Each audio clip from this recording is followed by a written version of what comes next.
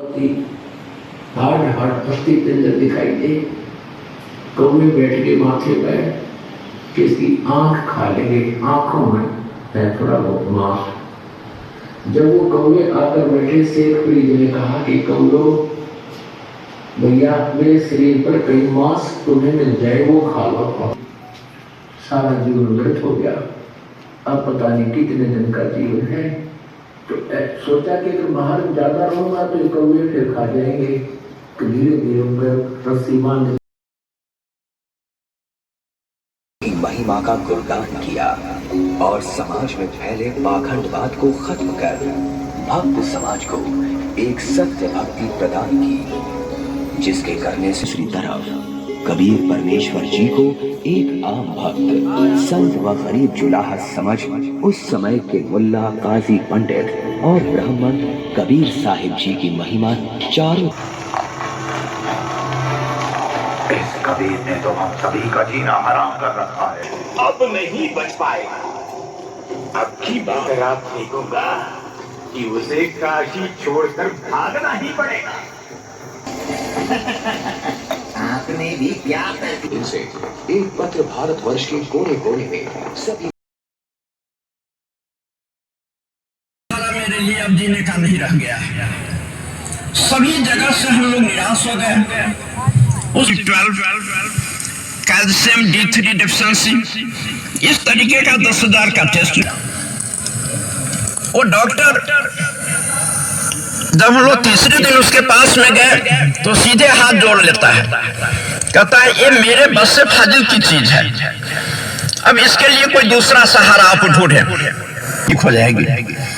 उसके बाद हमारे रिलेटिव को वहां कोटे में जाकर के हम लोग गए, उसमें इस तरीके की व्यवस्था है का कोई ऐसा पेशेंट पहुंचता है तो वो खिलाने लगती है, वो बोलने लगती है तो मैं कौन हूँ, किस कारण से इसको पकड़े हुआ हूँ, लेकिन मेरी लड़की के शरीर का कुछ भी हिस्सा, कुछ भी हिल डोल कुछ नहीं हुआ, वहां से कुछ नहीं हुआ। और इस दरमियान हम लोग उसको 500 बोतल पानी चढ़ा। वो भक्त आ रहे हैं जो काल के सताए हुए हैं, कर्मों से पीड़ित हैं।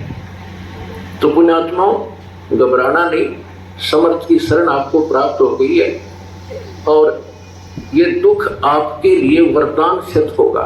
यदि आप दुखी नहीं होते तो इसी तरह की तरह आदमी 3 धक्के खाते फिरो या कित और बैठ कर बकवाद गढ़ो ताश के।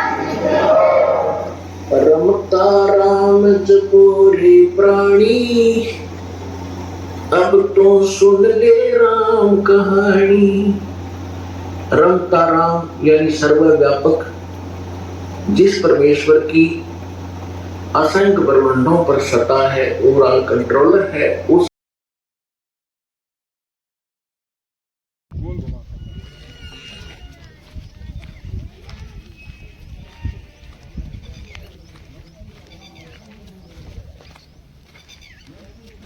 बस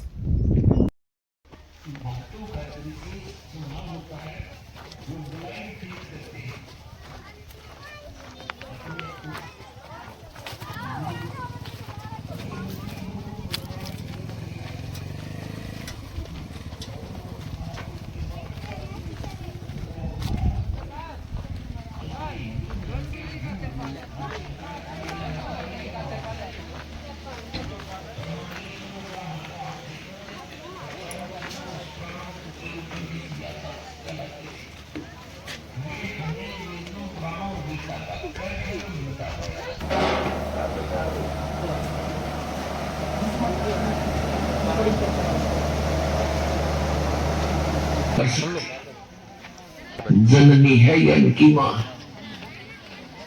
हो गया। ये ब्रह्मा विष्णु महेश ये तीनों नासवान हुए,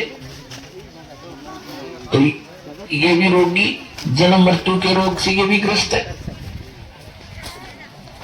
अब इनके पिता हैं ब्रह्म सरपुरुष, जो श्री कृष्ण जी में प्रवेश करके श्रीमद् भगवद गीता जी का ज्ञान दे रहे हैं। वो क्या बताते हैं अर्जुन, चौथे अध्याय के 5 और 9 श्लोक में, दूसरे अध्याय के 12वें श्लोक में गीता जी, और 10वें अध्याय के दूसरे श्लोक, अर्जुन तेरे और मेरे बहुत जन्म हो चुके हैं, तू नहीं जानता बता। तब पुण्यात्मा, अभी तक तो हम सुनी सुनाई बातों पर विश्वास करते थे, लेकिन दास नहीं मानता इस बात को कि कोई इस दास के केवल उग्र बलि पर विश्वास कर लेगा। ठीक है, जिन्होंने ये ज्ञान गहनता से सुन लिया उनको तो सारी बात स्पष्ट हो चुकी है, लेकिन इस सत्संग रूपी इस विद्यालय में ये सत्संग रूपी जो लेक्चर चलते हैं, इसमें विद्यार्थी बदलते रहते हैं, श्रोता बदलते रहते हैं। इसलिए दास का प्रयत्न होता है कि और कपड़ा बुनने वाला और उसके 64 लाख से सजाना, और हमारी समझ में नहीं आया कि ये भगवान है, गले नहीं उतरी कि यूं भगवान हो सकता है। और भगवान ने सिंगाड़ा हुआ कर जिसके सींग शांग लग रहे हो या बंदूक बंदाख ले रखी हो, और ऐसी भक्ति दी, आपका सारा सुख दे दिया। सब जो भी सन्म आए थे गिनती नहीं कर सकते इतने सुख दिए दाता ने। लेकिन उन सिरफरों के बकाए हुए ये कह दिया करते ये भगवान थोड़ा ही हो सकता है। हम मान्य करते भगवान श्री राम और श्री कृष्ण, जिसके हाथ में तीर सुदर्शन चक्र और हनुमान जी के पास गदा और माता ले 8 हाथों में हथियार, तो हम इसे ईशान भगवान मानना थे। या बुद्धि पर पत्थर पड़ रहे थे, मानकर उसके साथ व्यवहार करना, ट्रीट करना। गुरु गोविंद कर जानियो और चलियो आज्ञा माँ, मैंने तो दंडवत बंद की, नहीं तो पल पल ध्यान लगा जब भी आपको मिले, इसलिए कि आपका जो भाव है वो बना रहेगा। जैसे गणित के अंदर एक प्रश्न आता था ब्याज का, ऋण का, तो उसमें मूलधन ज्ञात करना होता था।